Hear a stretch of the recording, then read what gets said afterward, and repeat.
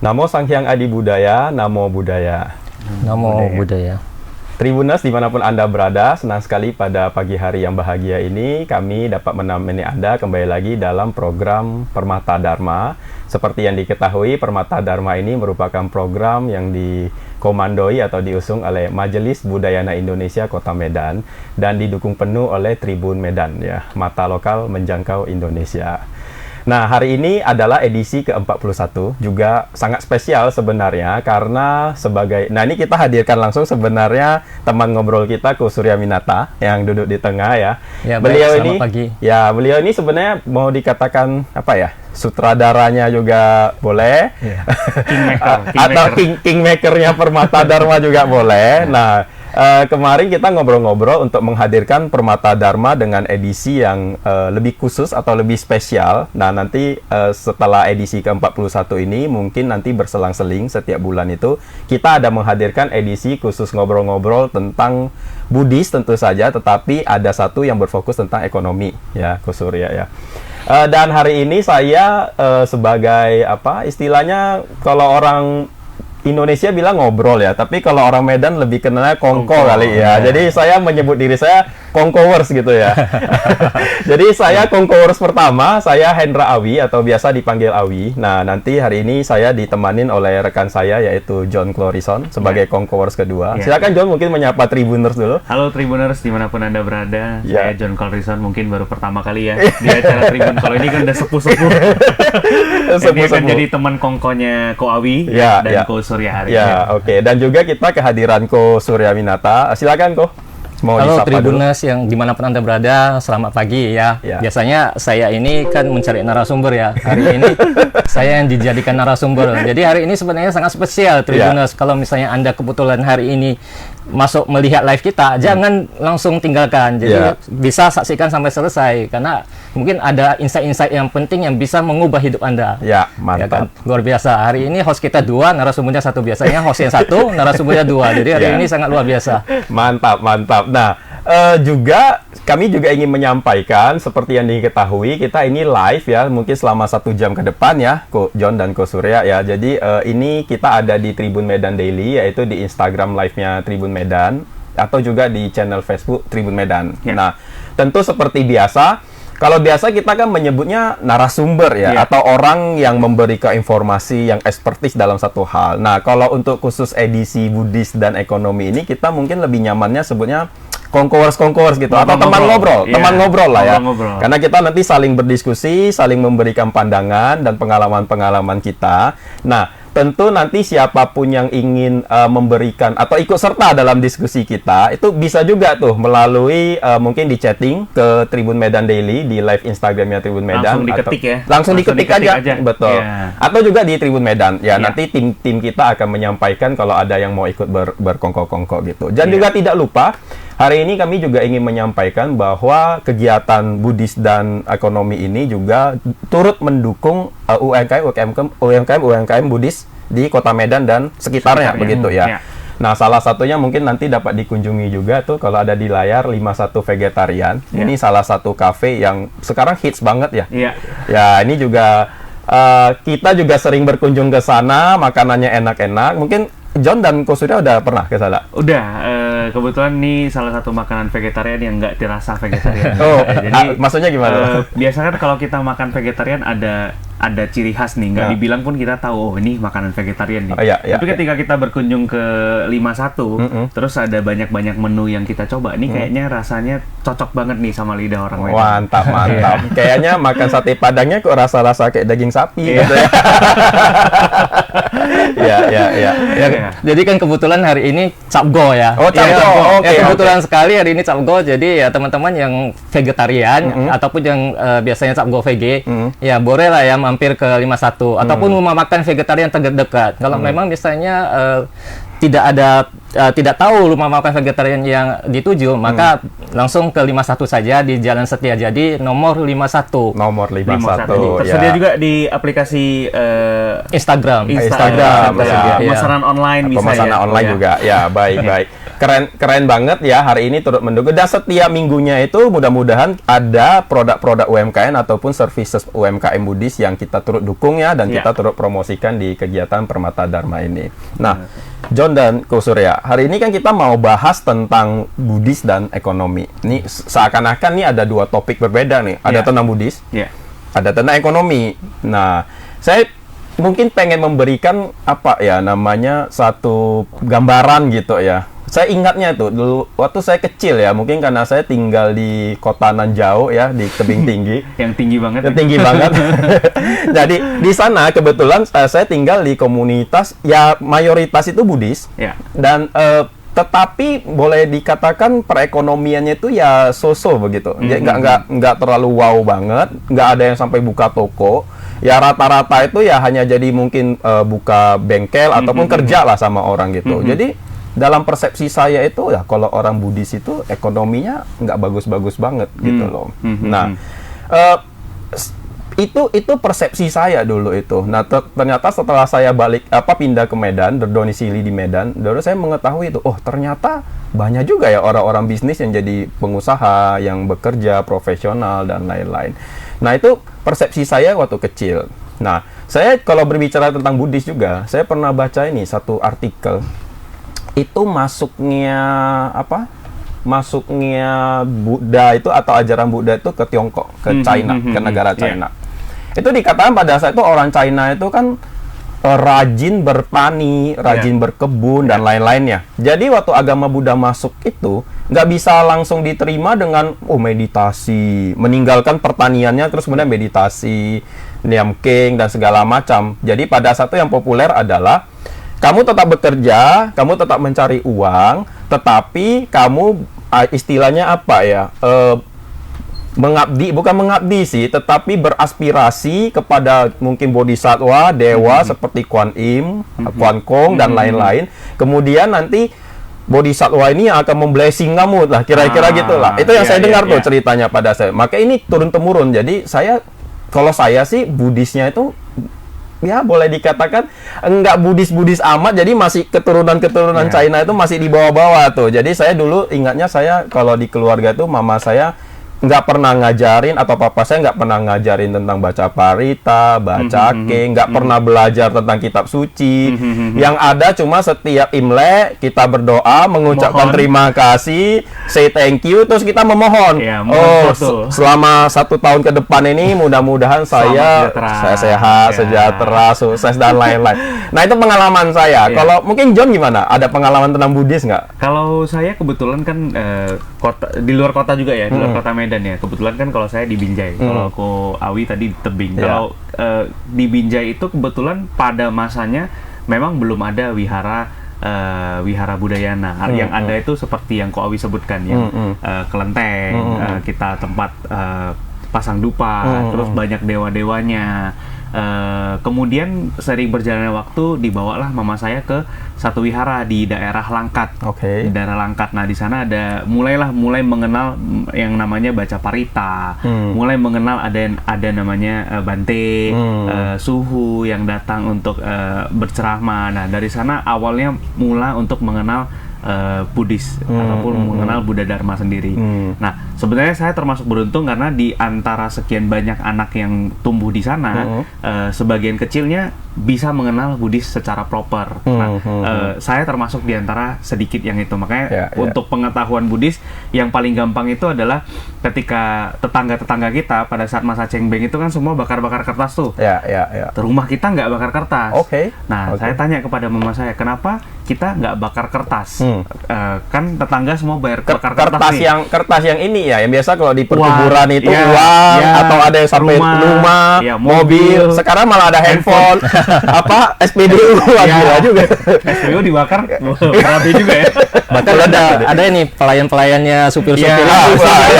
Langsung dikasih ya. Jadi ada itu di sana. Jadi jawaban yang paling simpel itu adalah kalau kita bakar hari ini, kita nggak tahu bisa diterima atau enggak.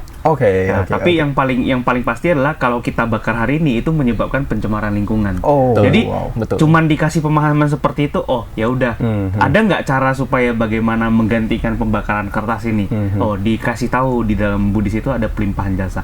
Nah dari situ sebenarnya pemahaman paling gampang tentang Buddhisme itu udah masuk ke dalam diri. Jadi sebenarnya mengenal Buddhisnya lebih awal sih. Lebih awal. John itu kira-kira di kelas berapa atau usia berapa? Udah mulai kenal Buddhis yang dalam tanda kutip sesungguhnya lah, udah baca parita, meditasi dan lain-lain. Seingat saya ya, kalau seingat saya tuh kelas 1 atau kelas 2 SD. Wow, Ya, tapi cuman ngerti ke hari Minggu itu ke Sekedarnya. wihara. Sekedarnya. Oke. Sekedarnya bahwa saya Buddhis itu ya baca parita. Ini nggak boleh memohon. Nah, itu udah dari situ tahu. Gitu. Berarti kalau John itu mungkin generasi sekitar tahun 2000-an, tahun 2000-an udah mengenal di SD gitu ya. Mulai mengenal Buddhis yang sesungguhnya lah dalam tanda kutip. Saya tuh kan generasi 90-an. Saya mulai mengenal Buddhis tuh kayak tadi saya bilang, saya baru mulai ke wihara, baru tahu ternyata ini rupang ya. Oh, ternyata rupang ini tuh yang selama ini menjadi istilahnya objek penghormatan orang-orang Buddha ya. Oh, ternyata ini kitab suci parita ya. Oh, ternyata ini meditasi. Itu saya sekitar mungkin SMP kelas 2 atau kelas 3 tuh. Sebelumnya saya nggak tahu. Sebelumnya saya hanya tahu saya ini Buddha. Saya pergi ke kelenteng, saya paisin atau sembayang, cucuk dupa, kemudian saya ucapkan terima kasih sama, karena diajarin kan, bilang terima kasih sama Dewi Kuan Im. Terima kasih Dewi Kuan Im, saya selama 1 tahun saya sehat, bla bla bla. Semoga nanti tahun depan gini-gini. Itu saya generasi tahun 90-an. Nah, kalau Ko Surya kan tahun 80-an berarti ya. Nah, ini kita beda generasi nih, generasi tahun 80, 90, 2000-an. Kalau Ko Surya mengenal Buddhisnya gimana? Pada masa itu ya. Pada masa itu ya, waktu saya mengenal Buddhis itu pada saat saya udah tamat SMU ya. Tapi ya Buddhis itu ya memang Buddhis di awal itu ya di SD itu ya memang kita ada belajar pelajaran agama Buddha lah istilahnya. Cuma saya belum begitu mengerti ajaran Sambuddhanya gitu. Jadi baru pada saat tamat SMU saya aktif di wihara. Kebetulan ada teman yang mengajak ini, ayo ke wihara Borobudur. Jadi ya kepikir pada saat itu masih muda kan, masih semangat. Ya saya pernah juga coba untuk masuk ke tempat yang lebih gelap kan istilahnya, ke diskotik atau apa, tapi kan di sana kan tidak menyenangkan bagi saya bagi saya tidak menyenangkan karena remaja itu, pada umumnya pada umumnya. Jadi di sana kan itu begitu ribut ya, suaranya menggeletar gitu kan, jantungnya juga berdetak begitu kencang. Mungkin saya ada penyakit jantung ya. Jadi kan saya merasakan tidak nyaman di sana. Nah, akhirnya ada teman yang ngajak ke wihara Borobudur, ya saya ikut. Ya saya di sana itu merasa lebih nyaman, lebih teduh di sana. Akhirnya tersantau kan lebih lama, jadi muda-mudi. Karena sudah sering ke sana kan, ada yang ngajak ayo bergabung menjadi muda-mudi. Ya udahlah, daripada gak ada kerjaan di rumah kan, gak ada ngapain, ya udahlah gak apa-apa. Ya udah bergabung di Borobudur. Dari sanalah bergabung di muda-mudi kan. Dari sanalah mulai saya mengerti Buddha Dhamma, saya mengerti meditasi, saya mengerti lebih detail sedikit tentang ajaran-ajaran Sang Buddha. Terus berbicara tentang ini sangat menggelitik sebenarnya pada saat Bro Karison mengatakan tentang pelimpahan jasa. Saya teringat ini kejadian, ini bukan kejadian tapi ini sebenarnya pengalaman seperti itu, yang dimana pengalaman saya dengan istri saya. Istri saya kan dia kan rajin juga mendengarkan ceramah Dharma. Jadi dia ada satu kali dia mendengarkan ceramah Dharma yang tentang pelimpahan jasa. Itu salah satunya adalah Yengkung ya. Pelimpahan jasa itu di waktu sore di depan pintu. Depan pintu. Jadi dia pai-pai lah itu kan. Jadi banyak lah yang dibacakan. Saya tidak tahu lah apa yang dibacakan. Di depan rumah. Ya, di depan rumah. Di depan rumah. Di depan rumah. Dia tujuannya sebenarnya itu pelimpahan jasa. Pelimpahan jasa aja. Tapi kalau bagi dia, mohon maaf ya istriku kalau mendengar. Jadi sebenarnya mohon maaf ya, mohon maaf ya. Jadi bagi dia itu pelimpahan jasa ini bisa membuat kita makin sukses gitu. Bisa ya, maksudnya bisnis kita itu makin lancar.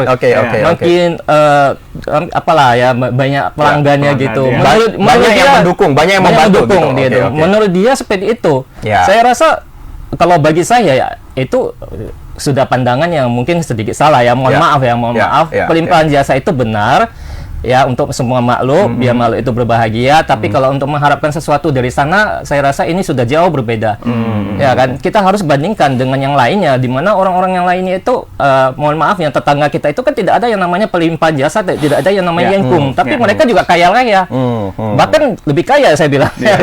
Kalau bro bilang itu di dalam Buddhis itu sebenarnya umat-umat Buddhis itu dibandingkan dengan yang lainnya sebenarnya lebih kaya. Kalau boleh saya bilang di Indonesia ini kan gitu ya. Kalau boleh kita akui kan gitu. Nah, kesalahannya di mana kan gitu, kita harus tanya ya. Ini adalah tempat kita diskusi. Benar. Jadi saya juga tergelitik untuk hal tersebut. Kalau saya bilang, bahkan lebih lucunya lagi kan, toko saya kan di depan jalan ya, pinggir jalan ya. Toko yang baru saya ambil alih lah istilahnya. Di pinggir jalan. Jadi kan dia itu kan yengkungnya itu di depan toko ini, sampai itu banyak orang yang melihatnya gitu. Sangat lama lagi. Oke. Aku sampai malu sendiri di depan. Kita ngapain, kalau tetangga kita yang di depan itu kan pasti melihat ini dikira pesugihan. Ini ngapain ini kan? Ini gara-gara sepi ini ya. Buat malu aja aku. Jadi setelah selesai dia itu saya di belakang aja, jangan di depan. Mana ada haulat katanya di belakang. Haulat itu tenaga ya, tenaganya nggak kurang ya. Kurang kuat ya. Aku bilang kamu di depan itu nggak ada yang berani masuk, nanti juga sama aja. Itu menolak rezeki, bukan? Tapi sekarang kenyataannya tokonya ramai nggak? Enggak, masih berarti belum cukup. Belum cukup. Tapi kadang dikaitkan ke ini, karena ini maka kita diskusi usaha kamu ini, nah lu dapatkan tahunnya ini loh. Kadang saya dikaitkan, padahal sebenarnya juga belum tentu gara-gara ini kan gitu. Saya juga sering mengatakan bahwa mantra-mantra, misalnya sedikit saya sering mengibaratkan bahwa kalau misalnya ada batu yang di dalam kolam ini, kita baca mantra hebat apapun, batu itu tidak akan bisa mengapung ke atas. Yang ada adalah kita langsung terjun ke dalam, masuk ke dalam, ambil batunya ke atas.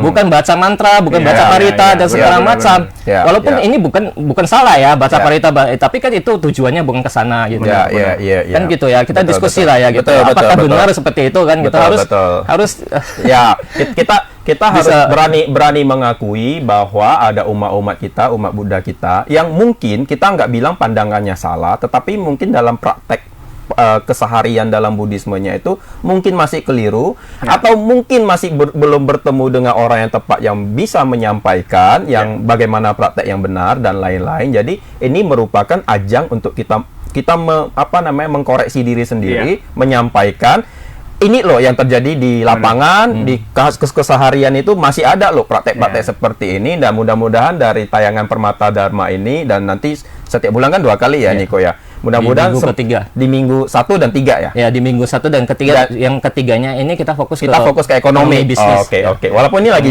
bahas Buddhis nih. Jadi kita berharap Permata Dharma ini bisa menjadi salah satu channel atau salah satu wadah untuk lebih mencerahkan gitu ya, memberi pandangan-pandangan yang meluruskan. John sendiri punya apa pengalaman? Mungkin kalau yang dibilang Ko Surya itu banyak dari kita, bahkan bukan orang lain, kita lah kadang sendiri. Kita itu terlalu cepat mengambil kesimpulan di tengah. Kadang contoh begini, kita melihat tetangga kita setiap pagi jam 7 dia pasti keluar pintu, melihat ke atas, masuk lagi. Setiap pagi. Kebetulan tetangga kita sering ganti mobil. Mungkin karena kita lihatnya sepotong-sepotong, dia setiap pagi jam 7 keluar, lihat ke depan, masuk lagi, nggak ngapa-ngapain. Bulan depan kita lihat, iya dia ganti mobil. Ritualnya tak sama. Kita dengan cepat mengambil kesimpulan. Berarti kita harus coba nih. Pagi kita keluar rumah, lihat ke atas, bisa aja kita ganti mobil. Boleh dicoba aja. Mungkin kadang kesimpulan yang kita ambil itu nggak kita landaskan yang namanya ihipasiko kan. Dan Butika sendiri, kita nggak bertanya kepada dia. Bisa aja mungkin tetangga kita itu bisnisnya adalah rupanya jual beli mobil. Dan setiap pagi dia keluar untuk lihat ke atas itu bukan cuma untuk berdoa atau apa, dia pengen hirup udara segar, mungkin dia punya penyakit apa gitu kan, kita nggak tahu. Nah, mungkin yang terjadi di prakteknya kita masyarakat di sekarang ini adalah kita terlalu cepat ngambil kesimpulan. Jadi mungkin case-nya Ko Surya tadi sering melihat orang lain itu pelimpahan jasa di depan toko atau apa. Nah, kebetulan bisnisnya ramai. Nah, kan kita nggak telusuri bisnisnya itu apakah karena harganya murah atau tokonya lengkap dan sebagainya. Cuman mengambil kesimpulan, oh dia tiap hari Minggu pagi dia itu ada sembahyang di depan tokonya. Nah, akhirnya kita itu praktekin tanpa runtutan yang jelas, ya akhirnya menjadi agak keliru kita punya intensi ataupun niat. Mungkin sedikit mungkin lebih menjernihkan atau lebih agak meluruskan pandangan tentang pelimpahan jasa ini. Sebenarnya kan yang seperti kita ketahui kalau yang kita belajar tentang Buddhisme, pelimpahan jasa ini sebenarnya kan praktek yang baik yaitu praktek yang apa istilahnya memberikan satu jasa-jasa kebaikan dari apa yang sudah kita lakukan kepada makhluk-makhluk yang mungkin yang kita anggap itu makhluk-makhluk yang derajatnya lebih rendah dari kita, yaitu mungkin hantu ataupun setan atau segala macam yang mereka sebenarnya tidak bisa melakukan kebaikan karena mereka berada di dimensi yang buruk, yang negatif. Kita sebagai manusia yang berada di dimensi netral ini, kita bisa buat jahat, kita bisa buat baik. Kebetulan karena kita buat banyak baik, maka kita bisa melimpahkan ini, mudah-mudahan apa yang saya lakukan ini, sukacita ini, kegembiraan saya ini, jasa-jasa ini bisa kamu nikmati juga nih. Kamu turut berbahagia nih atas jasa-jasa ini. Nah, sampai di sana sebenarnya motivasinya benar nih. Tapi pada saat kita meminta tolong, misalnya saya saja deh, misalnya saya ini adalah seorang saya seorang direktur misalnya gitu. Saya meminta bantuan itu kepada seorang maaf katanya misalnya seorang pekerja biasa saja gitu. Kamu pinjamin saya uang dong. Misalnya gitu ya. Kan logikanya itu saya lebih banyak uang dong daripada dia dong. Nah, ini kan sekarang logikanya kita lebih banyak jasa kebaikan dong daripada makhluk-makhluk itu dong. Mereka sendiri aja nggak bisa punya kesempatan buat baik. Nah, sekarang malah kita minta bantuan sama dia orang. Harusnya kita malah mengasihani mereka ini supaya mereka ini merasa lebih happy dan mereka derajatnya bisa naik nih. Kalau kita di Buddhis kan mengenal tumima lahir. Kita berharap mereka ini bisa lahir nih kehidupan selanjutnya lebih baik. Mungkin itu ya kalau tentang pelimpahan jasa ini. Tapi balik lagi tadi kalau case-nya Kosurya, kan kita Buddhis yang apalagi kita orang Tionghoa Chinese, banyak kan buka toko. Nah, saya ingat kembali dulu pernah di salah satu acara ceramah dharma di hotel gitu ya. Dulu kan sebelum COVID sering tuh Bante ini datang ke Medan ceramah, kita dengar. Ada satu pertanyaan yang selalu ditanyakan satu orang ini di beberapa kali kesempatan. Kita nggak kenal, tapi setiap kali saya hadir di saat ada kesempatan, ibu-ibu ini selalu bertanya kepada Bante ataupun narasumber. Bante, kita di dalam agama Buddha ada 5 Pancasila Buddhis. Yang paling berat untuk saya jalankan sebagai seorang Buddhis itu adalah sila yang musyawadah. Keempat. Sila keempat. Berbohong. Kenapa? Bukan mau berbohong, Bante. Kita kalau Sengli, orang bisnis, kayak mana nggak bohong? Nah, itu yang selalu ditanyakan kepada narasumber di beberapa kali kesempatan dan dia tetap nggak puas. Kosurya nih sebagai point of view masuk nih entrepreneur. Gimana melihat praktek dari sila keempat ini sebenarnya dalam kehidupan ekonomi? Ya, saya ditodong gitu. Baik, ya kalau memang saya bisnis ya, kebetulan saya bisnis lama di bisnis tembakau, banyak kan kadang langganan itu bertanya, "Kok ini berasnya enak enggak?" Ini. Kalau kita bilang tidak enak, maka ya beras itu pasti tidak akan laku ya kan gitu. Kalau kita bilang enak ya, tapi kita kan tahu bahwa berasnya itu sebenarnya kurang enak kan gitu. Berarti kan kita sudah melakukan satu musyawadah di dalamnya sebagai umat Buddhis. Jadi biasanya ya saya bilang kalau memang ada beras kan kualitasnya masing-masing ya. Ada yang kualitas medium, ada yang kualitas premium. Tentu saja kalau kualitas yang berbeda dengan harga berbeda, tentu juga dengan rasa yang berbeda. Kan gitu. Jadi kalau misalnya ada yang tanya dengan kualitas yang lebih medium ya, lebih murah, ya saya jawab aja memang saya belum pernah mencoba ya kan. Saya jawab, Bu, saya memang belum pernah mencobanya, tapi beras ini laris loh. Nah, itu saya tidak berbohong. Memang laris. Memang laris ya. Nah, gitu. Jadi beras ini laris. Saya memang belum pernah mencoba dan saya memang tidak mau mencoba yang seperti medium seperti itu. Karena nanti susah untuk menjawabnya kan gitu. Saya coba yang premium. Dibelokkan berarti. Tapi persepsi umat awam Kosurya yang kalau seorang pengusaha itu pasti tidak jauh-jauh dari berbohong. Harus bohong nih biar dapat cuan atau biar dapat profit. Itu pandangan seperti itu Kosurya sepakat nggak dengan begitu, dengan keseharian yang dilakukan itu?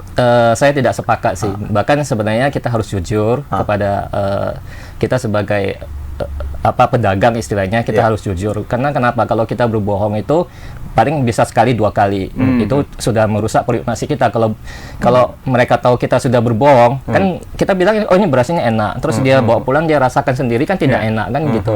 Berarti kan dia sudah tahu kita ini sebenarnya telah membohongi dia. Besok-besok kan dia sudah tidak percaya kepada kita lagi. Dia tidak pegang terus kita lagi, kepercayaan kita. Kalau customer sudah tidak percaya kepada kita ngomong apapun juga berbui-bui pun dia tidak akan datang lagi. Kita ngajak dia, makanya dia tidak akan balik lagi. Maka sangat disayangkan. Makanya para pedagang dimanapun Anda berada sebenarnya lebih baik Anda jujur aja, sejujur-jujurnya.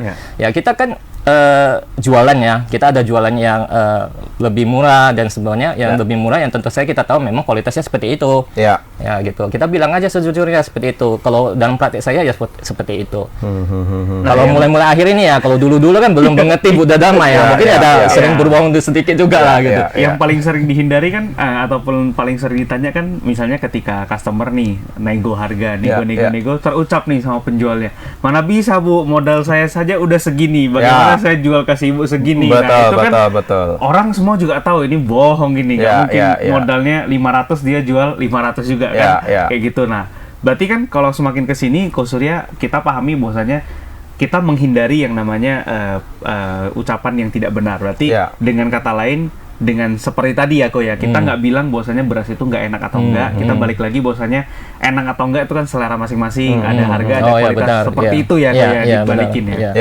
Benar. Nah, kalau bicara ekonomi ini John dan Ko Surya, itu kan kita bukan cuma bicara tentang pedagang. Tapi kan kita juga entrepreneur lah istilahnya atau pengusaha lah, tapi kan kita juga bicara tentang profesional atau orang kerja, orang yang bekerja nih. Nah, kayak saya bekerja di perusahaan, John juga bekerja di perusahaan, Ko Surya kebetulan pedagang. Saya nggak tahu apa ada bisnis lain lagi nggak gitu di luar. Nah, tapi bentar, saya sebagai pedagang itu terpaksa juga karena saya tidak punya skill ya. Kedua ini kan maksudnya luar biasa, punya skill. Nah, ini sebenarnya tidak punya kepepet ini jadi pandangan lucu. Ini pandangan lucu nih John. Saya pernah dengar begini. Dulu mungkin kita kenal almarhum Pak Bob Sadino ya. Beliau kan pernah bilang gini nih. Beliau tuh kalau nggak salah nggak lulus SMA atau apa SMP, gitu. Kalau nggak salah. Nggak lulus SMA sampai SMP ya kalau nggak salah. Terus kan orang pernah nanya ke dia ya, Pak, Bapak nggak lulus SMP itu apa? Bagaimana bisa jadi seorang pengusaha sukses? Nah kalau nggak salah kan dia bilang kan, malahan saya gara-gara nggak lulus SMP lah, baru saya jadi pengusaha sukses karena saya tidak punya skill, saya tidak punya pengetahuan. Saya kemudian berjuang, otodidak, mau tidak mau berjuang demi hidup saya, periuk nasi, sehingga saya bisa jadi, saya tidak kenal nyerah nih, saya selalu berjuang sampai di level ini. Dan yang lucunya katanya, orang-orang yang mengaku dirinya itu pintar-pintar, lulusan S1, S2, dan kerja sama saya semua katanya. Jadi ini bingung juga nih. Sebenarnya kita sekolah sampai S2 tuh berguna apa enggak sebenarnya? Nah, itu juga sebenarnya banyak pandangan kan di masyarakat bahwasanya kamu kerja jangan lama-lama. Kalau kamu kerja lama-lama kamu itu memperkaya perusahaan orang lain. Wah, oke. Kan kalau kita balikin ke Ko Surya bilang justru saya itu kepepet, kayak saya menjadi pengusaha. Kalau saya ada skill, saya udah nggak jadi pengusaha, kata Ko Surya. Kita balik pertanyaan. Saya tertarik sih sebenarnya bentar. Saya tertarik katanya kalau kita kerja sama orang, kita memperkaya orang lain. Itu sering saya mendengar ini artinya arti sebuah anekdot lah istilahnya, bahwa lembu punya susu, tapi yang dapat nama sapi. Oh gitu ya? Susu sapi ya? Susu sapi. Bukan susu lembu kan? Betul. Lembu punya susu, tapi yang dapat nama sapi. Ya, mohon maaf ya kalau misalnya ada salah di sini. Gini Ko Surya, saya mau reverse side ini. Ko Surya tadi bilang kan kepepet nih jadi pengusaha. Nah, sekarang nih, kondisi yang sekarang nih, kan udah jadi pengusaha. Kalau ada kesempatan, misalnya Ko Surya ini, udah lulus lah, udah lulus S1 lah, udah punya skill lah, udah kan belajar, kan punya kepintaran, punya skill tuh bukan hanya melalui akademik yang formal ya, bisa aja dari yang non formal. Dan apalagi Ko Surya kan aktivis dari di Kadin, banyak lah aktivis. Sekarang kan udah punya skill nih. Kalau disuruh memilih, udah mau tinggalkan dunia usaha dan bekerja nggak ke orang? Kalau udah punya skill. Ya, kalau disuruh memilih dan dikasih gaji misalnya 100 juta atau 200 juta, saya memilih bekerja menjadi profesional daripada menjadi seorang pengusaha.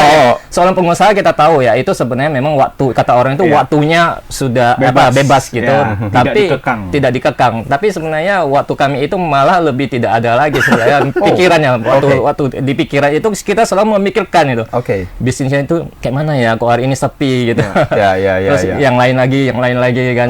Banyak di pikiran kita, ini menjadi beban juga sebenarnya. Ini saya penasaran sebenarnya Ko Surya. Saya ini kan saya pekerja ya, saya kerja dengan orang. Nah, saya membayangkan keseharian saya nih, umumnya, walaupun nggak setiap hari. Biasanya saya bangun, mungkin sekitar jam 6.30, ada kadang-kadang jam 7 gitu. Kalau jam 7 berarti saya nggak sempat olahraga. Tapi kalau jam 6.30, saya sempat olahraga, bangun, saya olahraga, saya jogging sebentar, ngambil keringat, kemudian saya duduk, perenungan sebentar, kadang-kadang saya baca buku, habis itu mandi, pergi ke kantor jam 8 sampai jam 5, pulang, habis itu saya nggak memikirkan apa-apa lagi tuh. Paling-paling kalau ada kegiatan aktivitas sosial dan segala macam, saya meeting atau saya selesaikan itu, mungkin sekitar jam 9, jam 10 saya udah tidur tuh. Nah, itu keseharian saya. Keseharian John misalnya apa sebelum ke Ko Surya? Nah, kalau keseharian saya, kebetulan saya bekerja, tapi mirip-mirip pedagang. Karena setiap hari kan kita jualan. Nah, saya ngerti apa yang dibilang Ko Awi, saya ngerti apa yang dibilang Ko Surya.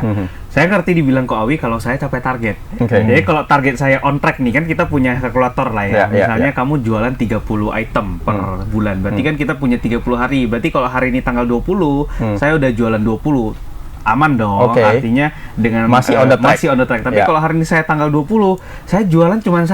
Nah, itu posisinya saya seperti Ko Surya tuh, tidur jam 9 itu nggak tidur. Saya pikir apa yang terjadi, kenapa yang salah, apa yang salah, strategi apa yang salah. Tapi kalau misalnya balik lagi, tadi targetnya tercapai, semuanya baik-baik aja, pulang jam 5, udah, apa itu kantor? Udah balik, jadi apa mau lakuin apa terserah ya kan.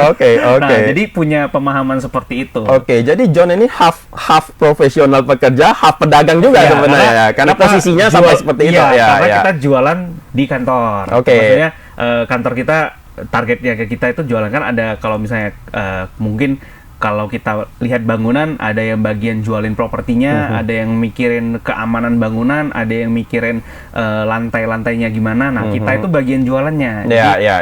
Jadi punya pressure, punya tekanan itu di situ. Nah, cuman kalau balik lagi ke seperti Ko Surya tadi bilang, kamu kerja memperkaya orang, itu kita sering banget dengar. Cuman kalau saya akhirnya datang pada kesimpulan, juga mengkaitkannya dalam Buddhisme, kita itu kalau misalnya bekerja, kita itu ya sebatas tanggung jawab kita.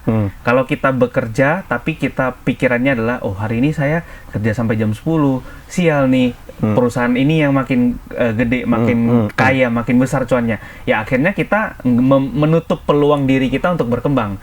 Tapi kalau hari ini kita bekerja, bertanggung jawabnya penuh, akhirnya suatu saat pun tanpa perusahaan ini, ya orang tahu, oh ini si bisa pakai si ini nih bisa pakai. Kalau once hari ini kita keluar dari perusahaan itu, kita nggak takut. Nah, jadi prinsip yang saya pegang sampai sekarang, saya memperkaya perusahaan itu, tapi kan saya dibayar. Saya kan digantikan, waktu yang saya habiskan di sini digantikan dengan itu. Jadi akhirnya saya berpegang pada prinsip tanggung jawab sih yang diajarkan. Nah, jadi tanggung jawab itu yang kita pegang sampai nanti akhirnya. Nah, mau kemana nih? Apakah jadi profesional terus atau jadi entrepreneur? Gitu. Nah, kalau Ko Awi gimana? Kalau saya sebenarnya mungkin hampir sama dengan pandangan John, karena saya pernah diberikan pertanyaan seperti itu juga. Kan saya pekerja. Jadi kalau pekerja itu kan pasti pertanyaan tidak jauh dari kamu kerja susah-susah, capek-capek, yang kaya kan perusahaan orang lain. Tapi saya malah setuju dengan itu sebenarnya ya. Ini jujur saja saya bilang. Kenapa? Saya merasa memang saya bekerja, memang saya menggadaikan atau menjual waktu, tenaga dan pikiran saya memang untuk memperkaya perusahaan ini, karena perusahaan ini kaya, maka saya semakin kaya. Dan saya tidak berpikir bahwa kenapa dia nggak boleh kaya, kenapa perusahaan ini nggak boleh kaya, malah dia harus kaya, karena kalau dia kaya, saya akan semakin kaya. Bonus saya gede, kebetulan setiap tahun kami ada dapat bonus tahunan. Mungkin kayak John juga kan. Kalau John kan berdasarkan penjualan dan lain-lain. Saya juga begitu. Nah, kalau perusahaan ini tidak kaya, tidak bagus, prestasinya tidak bagus, saya nggak kaya gitu. Benar. Saya malah sebagai orang yang bekerja gitu, karena tidak ada pemikiran untuk jadi pengusaha, tidak punya ancang-ancang. Jadi saya berpikir, ini kalau perusahaan ini bangkrut, nggak sukses, aku mau kerja kemana lagi ini dengan penghasilan segini, dengan bonus segini gitu loh. Jadi saya punya pemikiran itu. Jadi kalau orang bilang, ngapain lo kerja memperkaya perusahaan orang? Kalau ada banyak pandangan yang mengatakan itu itu pandangan yang salah gitu. Berarti saya termasuk pemandang salah nih tentang itu. Iya. Karena saya setuju dengan itu. Benar. Saya setuju. Nah, kalau Ko Surya gimana? Keseharian Ko Surya aja deh dari bangun pagi sampai tidur. Biasanya seorang pengusaha itu ngapain aja sih? Kita penasaran karena kita bukan pengusaha. Pengen tahu ya? Pengen tahu. Mana tahu bisa lompat ini. Kan sebenarnya saya juga berpikir kalau pekerja itu kebetulan kan kedua sudah memberikan ya menceritakan Kalau saya sebelumnya berpikir bahwa pekerja itu pagi pergi kerja, malam pulang kerja. Kan ada dua aja yang saya pikir sebenarnya. Jadi ya rupanya sudah dijelaskan, rupanya adalah ya seperti kegiatan-kegiatan yang seperti pengusaha juga seperti itu ya, ada beban-beban juga seperti itu. Kalau mau cerita, saya ingin tanya kembali kesibukan saya di 2 bulan yang lalu atau 1 bulan yang lalu, karena berbeda. Beda. Jadi dia tidak rutin ya? Tidak rutin. Pengusaha itu waktunya tidak tentu. Oke. 2 bulan yang lalu memang bisa lah, mungkin saya bangun jam 8 pagi, jam 9 pagi. Mungkin bisa tidur siang, jam 12, jam 1, bisa main-main dengan anak pas liburan kan. Tapi untuk 1 bulannya ini kebetulan saya membangun 2 unit usaha yang baru. Jadi kesibukan saya terpaksa sudah habis di sana, tidak bisa lagi sebebas yang dulu gitu. Jadi yang pertama itu unit usaha yang baru itu yaitu kita namakan dengan kafe kita. Kafe kita. Kafe kita berawal dari aku, kamu dan dia. Mantap juga ya. Mungkin aku, kamu dan dia. Aku, kamu dan dia. Iya. Jangan cemburu ya. Iya. Saya tuh. Nah, itu kafe kita. Terus yang kedua itu saya ambil alih usaha. Jadi saya ambil alih usaha adik saya. Saya ini kan sebenarnya itu usaha orang tua, warisan orang tua. Ya, kita itu sama-sama bisnis sembako. Yang awal toko itu di sana lah, toko awal sembako itu. Jadi karena kita udah beda, kita sudah berkeluarga, sudah punya istri, kan tentu kita sudah berbeda pembukuan, nggak bisa gabung lagi. Kalau gabung lagi itu sudah bahaya. Nanti agak ribut ya. Kita abang adik tidak akan ribut, tapi yang membuat ribut itu. aduh, jangan lanjutkan gue, jangan lanjutkan. Oke. Jadi makanya kita bisa pembukuan. Setelah bisa pembukuan, nah adik saya itu ya pegang toko yang di satu itu. Terakhir dia diajak abangnya, adik saya juga yang satu lagi untuk ke Jakarta. Nah di sana dia buka usaha dan dia merasa di sana lebih cuan. Nah, akhirnya dia bilang sama saya, kok yang di situ, yang di toko ini, yang di Medan, saya tidak mau handle lagi. Kalau kau mau jalankan silakan, kalau kau mau tutup boleh, dia bilang gitu. Dan saya juga udah komunikasi, udah samsung lah dengan mama saya kan, orang tua saya. Mama saya juga sudah mengizinkan sebenarnya. Boleh lah kalau memang nggak ada yang urus ya udah tutup saja. Tapi saya berpikir ya sangat disayangkan. Karena udah running ya, udah jalan. Sudah jalan karena customer-nya sudah ada, omsetnya sudah ada. Sebenarnya sangat disayangkan, dan itu adalah warisan orang tua. Itulah toko satu-satunya toko sembako yang awal kita buka. Suka jadi. Kalau suka pasti jadi. Ya, itu dia. Tagline-nya ya, ngeri nih. Jadi itu satu-satunya toko awal kita, makanya saya rasa sangat disayangkan kalau saya tinggal begitu saja. Tapi akhirnya saya juga menyesal. Kenapa? Karena kan saya harus bangun pagi-pagi. Toko yang seperti toko kelontong, pengecer, saya harus pagi-pagi jam 6 sudah bangun, sampai di sana jam 6.30, buka toko pagi-pagi gitu. Saya sampai kadang bisa sampai jam 9 bangun. Jadi ya saya berpikir saya sudah tua ini rupanya.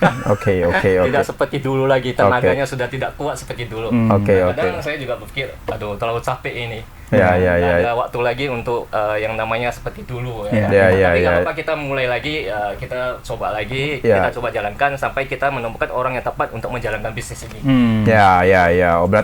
Berarti kesimpulannya seorang pengusaha itu enggak rutin banget kayak saya ya, misalnya pekerja. Karena kalau John kan beda ya, pekerja yang half pekerja dan half pedagang ya. Kalau saya kan pekerja tulen ya. Pagi kerja, malam pulang kerja. Pokoknya pagi bangun, olahraga, baca buku, pergi kerja. Ya di sela-sela kerja itu dari jam 8 sampai jam 5 itu ya kegiatan. Kalau saya di kantor, saya termasuk agak disiplin. Kalau saya ya, jadi saya udah bagi-bagi waktu saya. Jadi orang bilang kan 8 jam kerja.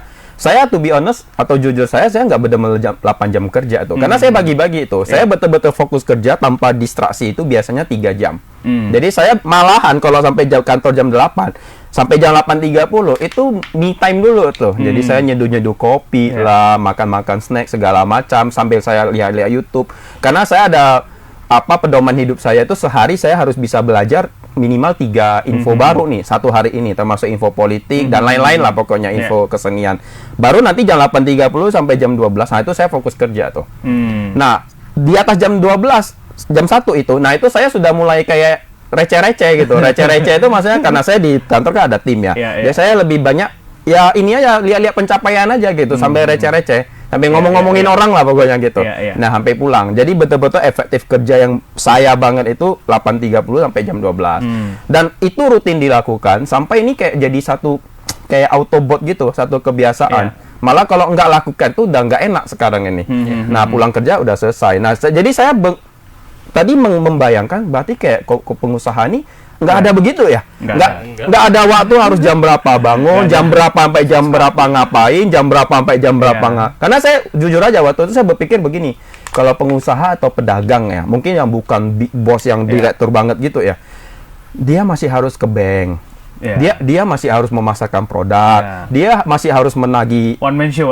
Dia masih harus menagih nota dan lain. Jadi saya berpikir gitu, apakah pengusaha itu kayak saya juga? Cuma mungkin beda pekerjaannya aja. Jadi kalau jam segini sampai jam segini ke bank, tarik duit, store dan lain-lain. Setelah itu jam segini sampai jam segini pasarkan produk nih ke lapangan.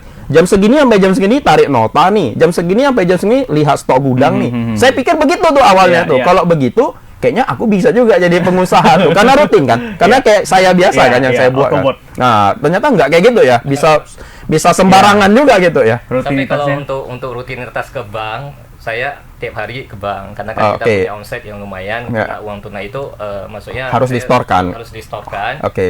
Saya belum ada kepercayaan yang bisa dipercaya untuk menghandle itu. Jadi saya handle sendiri. Karena dalam jumlah banyak, saya juga takut ya ada sesuatu terjadi. Jadi itu ada satu rutinitas, cuma waktu setoran itu tidak tentu. Kan kalau tahu ya, itu sampai batasnya jam 2 ya. Jam 3, ada yang jam 2, jam 3. Ya. Nah, jadi ya itu batas itulah untuk batas setoran. Cuma nggak tentu, bisa pagi-pagi. Kadang aku ke bank itu pagi-pagi jam 8 orang tuh, kok pagi kali datang ya?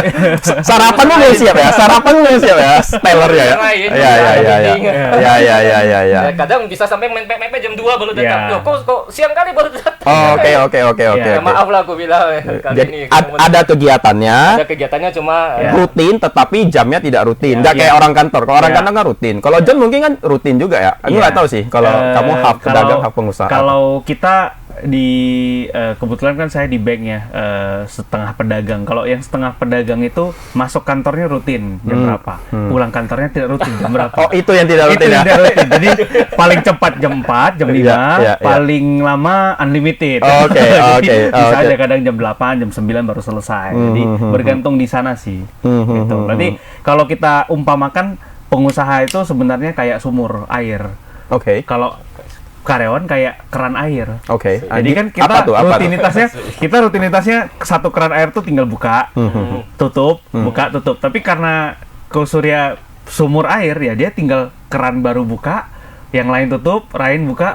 Dia kalau mau agak santai sedikit dia tutup yang lain, buka satu. Tapi kalau bisa aja sendiri ya. Berarti enaknya di situ ya, Surya. Oke. Nah, saya mungkin mau masuk ke topik ini satu ya. Kita kan secara umum pandangan orang tentang Buddhisme itu kan, kita ini bukan kepercayaan atau bukan agama yang menyerahkan apapun kepada sosok, kepada sesuatu yang kita anggap sangat ultimate, yang sangat tinggi, yang sangat mulia, yang sangat besar, bahwa apapun yang terjadi dengan saya ini saya serahkan kepada biasanya yang di atas gitu sebutannya ya, bahwa saya serahkan semua sama beliau itu, kemudian beliaulah yang memberikan berkah, atau beliaulah memberikan kalau so-called ada punishment, hukuman dan lain-lain.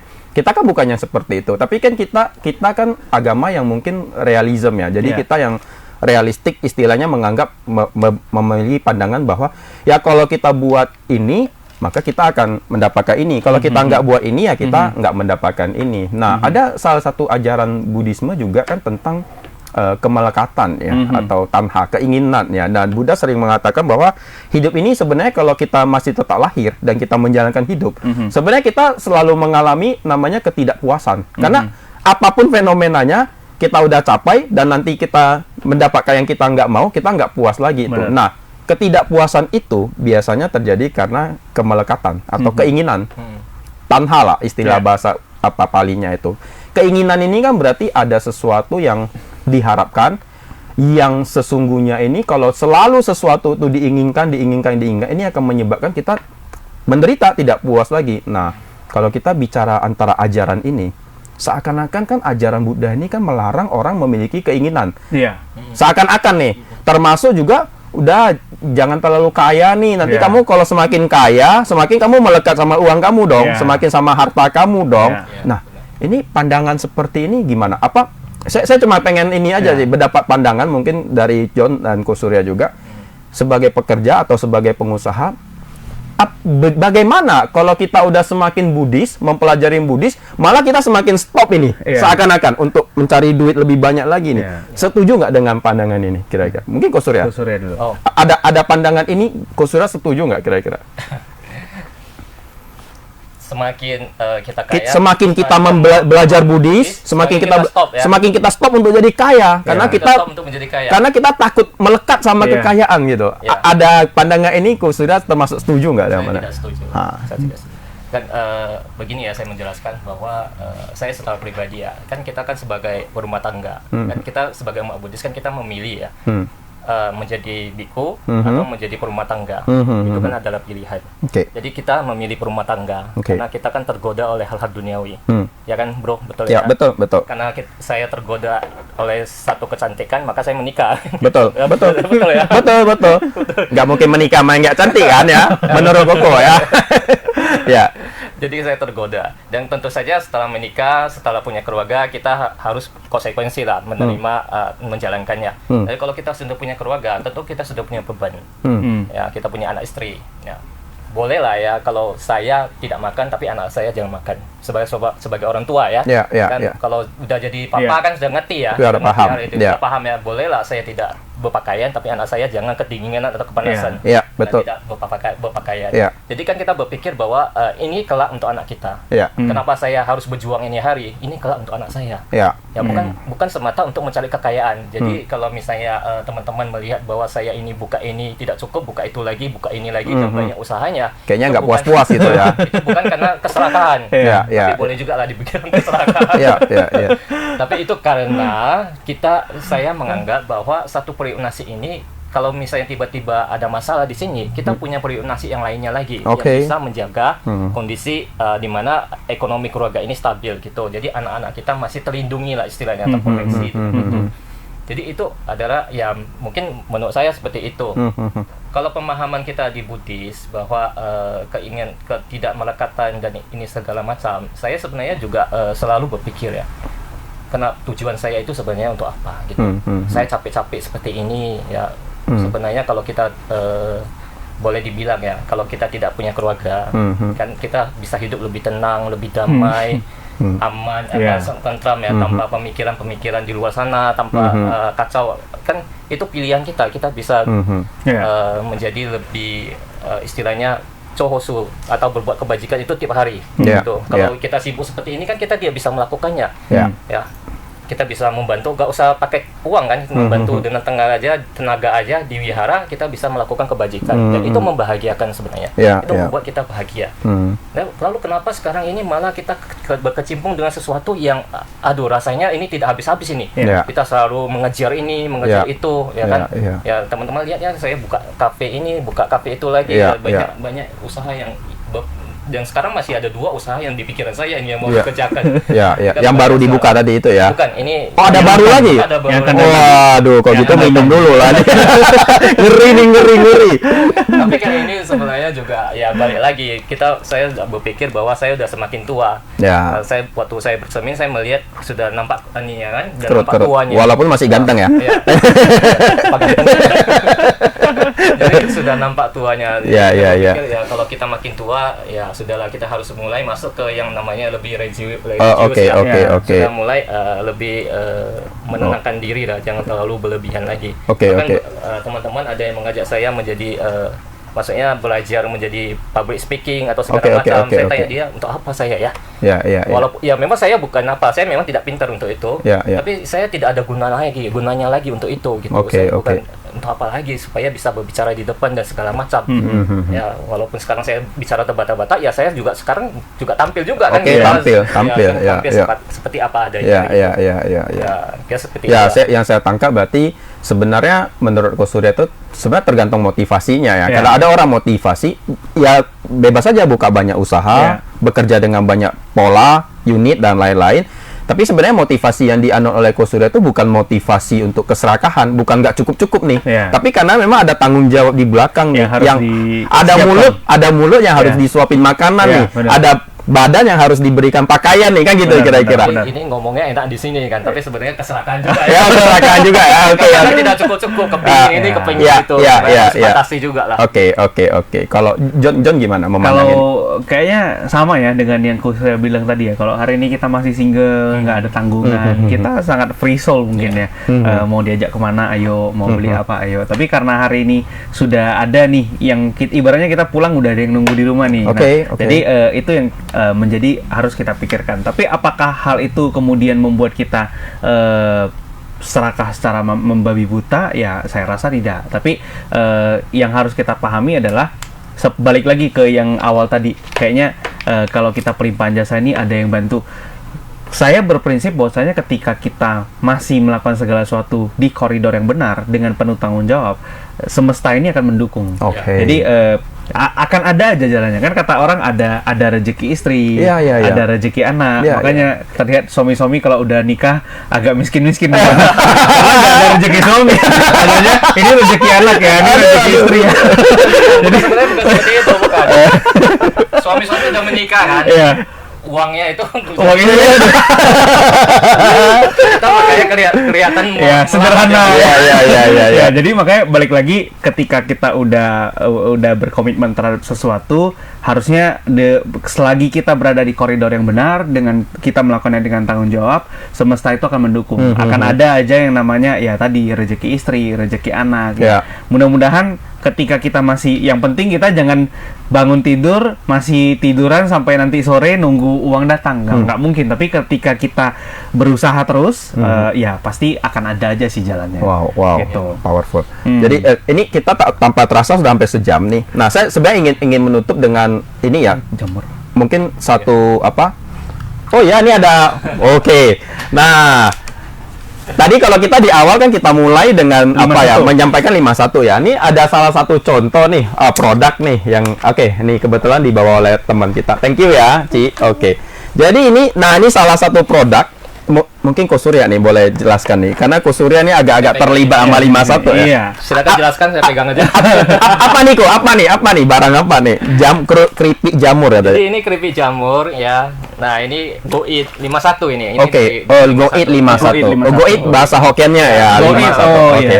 Go Eat itu bahasa Hokkiennya, 51 itu ya kita terjemahkan sebagai angka 51 ya. Iya. Go Eat. Jadi ini snack keripik jamur. Ya. Jadi teman-teman boleh mencobanya, ini vegetarian ya. Iya. Tersedia di mana kok? Tersedia di Go 51. Mantap. Go Eat. Kerupuk jamur 51. Di Badewe juga tersedia. Ya, baik.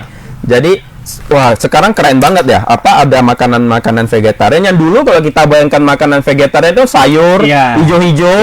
Pokoknya kalau kita makan nggak ada rasanya, pokoknya cepat lapar dan pengen lagi makan daging jadinya. Nah, sekarang ini ternyata makanan-makanan vegetarian udah bisa disajikan dalam bentuk-bentuk yang keren-keren begini ya. Packagingnya juga ini bagus banget loh. Kalau kita pegang packagingnya, ini keren banget loh ini loh. Ini boleh dicoba. Aku sudah jago bikin tagline ya. Go Eat.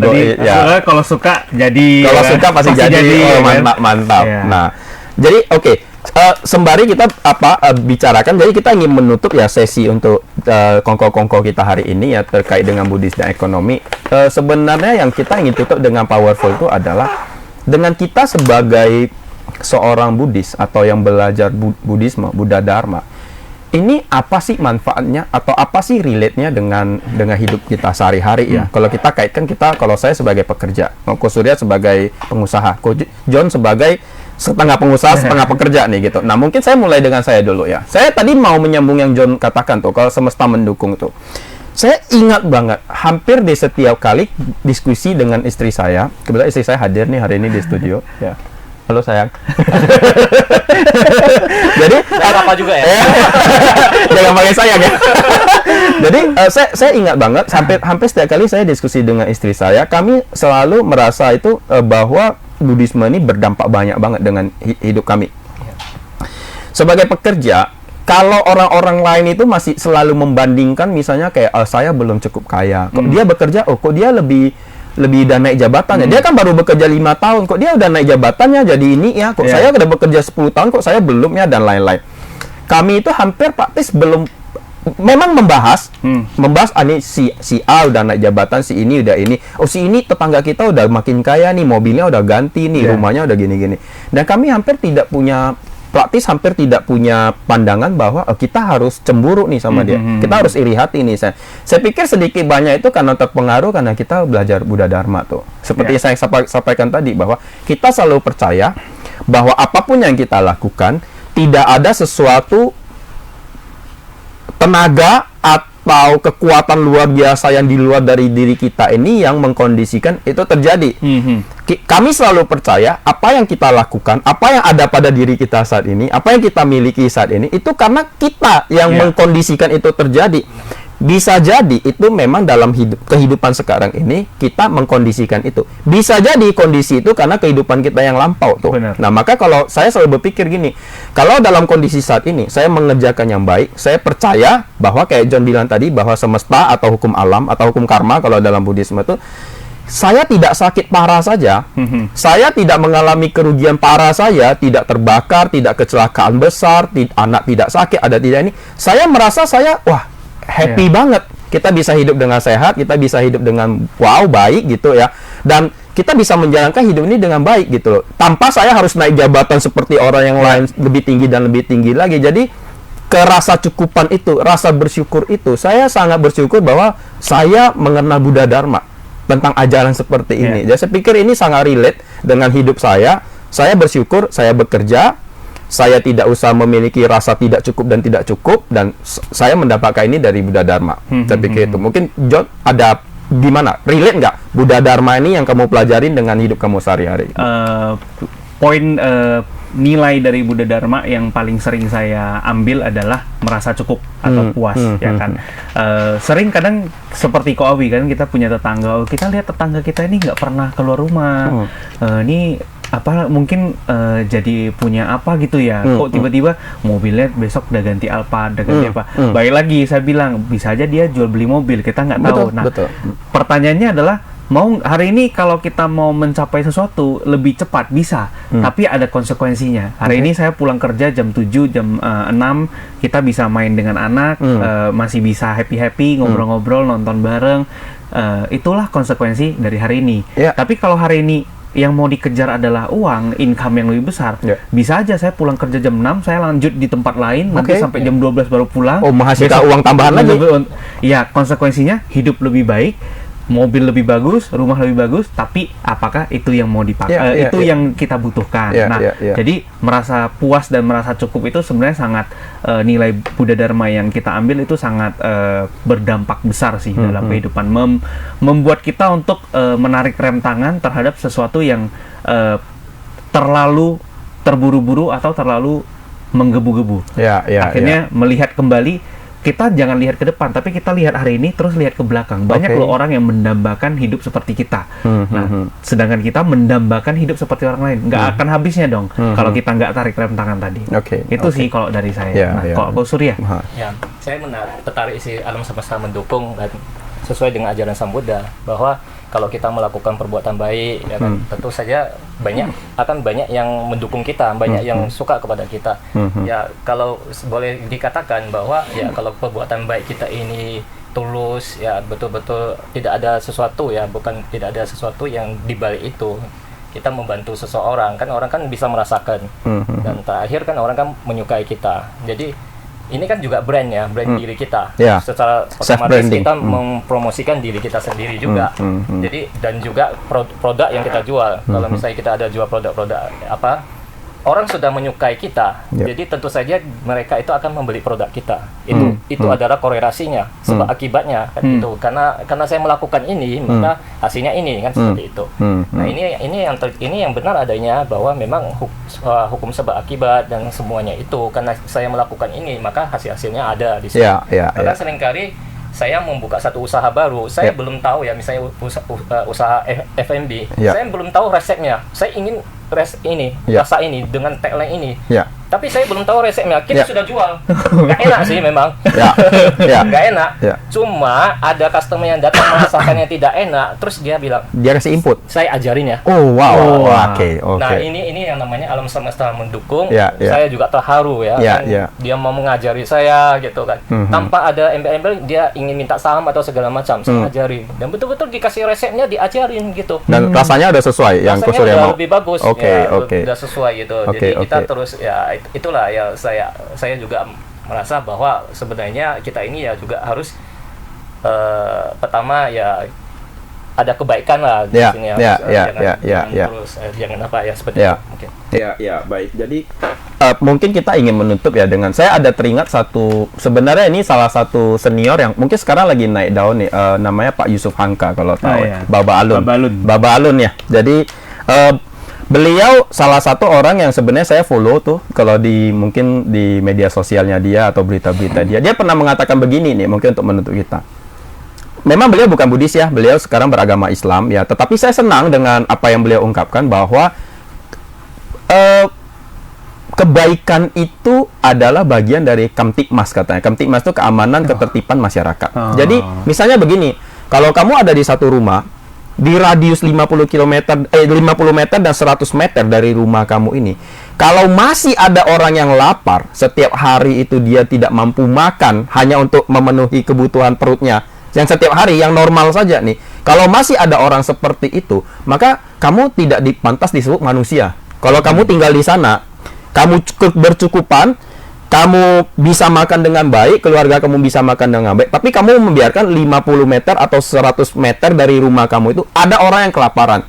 Dan ingat, kalau ada orang yang kelaparan di radius 50 meter dan 100 meter itu, jangan salahkan suatu ketika nanti rumah kamu akan kecurian, akan kecopetan, akan habis harta-harta kamu dan lain-lainnya. Karena kamu selama ini tidak melakukan aksi apapun. Jadi kalau kamu memang orang yang beragama, yang mengatakan kamu beragama, berakhlak baik, kalau menurut beliau itu, kamu harus tahu sebenarnya di sekitar kamu itu ada nggak orang yang membutuhkan. Dan saya pikir apa yang kita lakukan, kita semua aktivis di sini, ada yang masing-masing di aktivis sana dan sini, tapi saya meyakini kita melakukan kegiatan sosial yang baik ini sebenarnya bukan untuk orang lain, tapi sebenarnya itu untuk kita juga gitu. Karena kita butuh melakukan kebaikan itu. Bukan mereka yang butuh dibaikkan, tapi kita butuh melakukan kebaikan itu. Mungkin salah satu analogi tadi oke juga gitu ya, untuk menjadi satu perenungan kita juga. Ya, bahwa kalau kamu menganggap kamu beragama, tapi kamu membiarkan ada orang yang lapar di sekitar kamu, betulkah kamu sudah beragama baik? Kira-kira begitu. Ya, mungkin kita ingin menutup sesi hari ini, Ko Surya dan John ya. Ini tanpa terasa kita udah bincang-bincang. Saya lihat nih udah 1 jam 3 menit nih. Oke juga nih ya, kalau format kongko-kongko gini keren juga ya. Tanpa terasa kita udah mau selesai ya. Kita udah selesai dari penghujung acara. Dan sekali lagi kami mengucapkan terima kasih kepada Tribuners ya, dimanapun Anda berada yang dari tadi mengikuti kami live di Instagram maupun di Facebook Tribun Medan. Sekali lagi, mudah-mudahan Permata Dharma edisi yang khusus ini yang baru di launching hari ini dapat memberikan satu insight, satu masukan, pencerahan terutama tentang apa sih Buddhis dan apa kaitannya dengan ekonomi atau kewirausahaan dan profesional pekerja gitu. Nah, akhir kata dari kami, terima kasih, semoga menginspirasi. Namo Sang Hyang Adi Budaya, Namo Buddhaya. Namo Buddhaya.